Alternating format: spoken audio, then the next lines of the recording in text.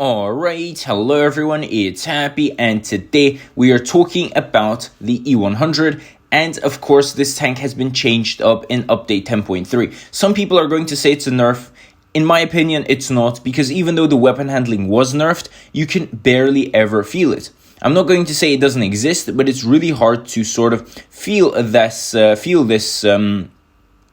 nerf. Now, on the contrary, what you can feel is the buff this tank received, and that is the alpha buff for gold shells, HE shells, and standard shells. So you're literally going to feel the alpha when you smack someone up. Literally, the AP shells, you can really feel the alpha change, especially with HE shells, and heat shells, you're also going to feel it a little bit, but probably the least.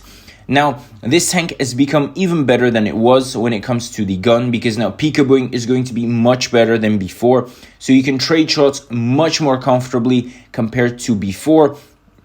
Of course, because of the higher alpha. Your HP didn't necessarily change, so of course this is very, very good. And as I said, all of this change happens for a minor nerf, which would be the gun handling. And to be fair, I barely felt the gun handling whatsoever. I know I've said this before, but it feels like this tank just got a big fat buff and nothing else. When it comes to the gameplay now, I feel like the 60 TP is going to be the less chunkier version of this tank, because it really needs those tungsten shells in order to perform when it comes to the alpha. But apart from that, the E100 is going to have the highest alpha, 60 TP following, and the VK is going to be quite similar to the 60 TP. Overall, we have the E100, which is now the king of more or less heavy tanks compared to before, because this tank has one of the chunkiest heavy tank alphas out there with very good armor. So, if you wiggle your turret properly and if you form your hull properly, you literally will have very good armor, which is able to block a lot of shots from the enemy. And that is just a fact.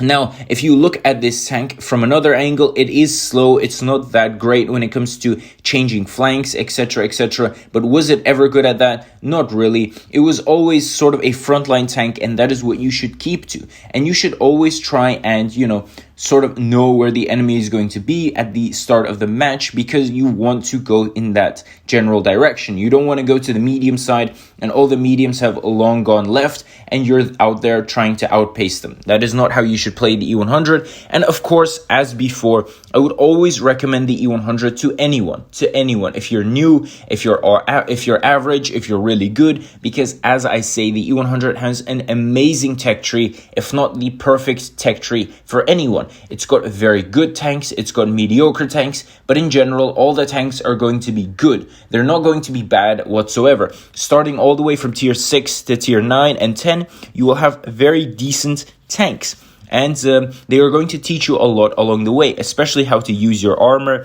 how to use HE shells, how to sort of save your HP, etc., etc. A lot of these things can be learned through this tech tree and no other, which is great for newer players. So tell me what you guys think about this in the comment section below. And with that, Happy is out, and I'll see you guys next time. Bye-bye.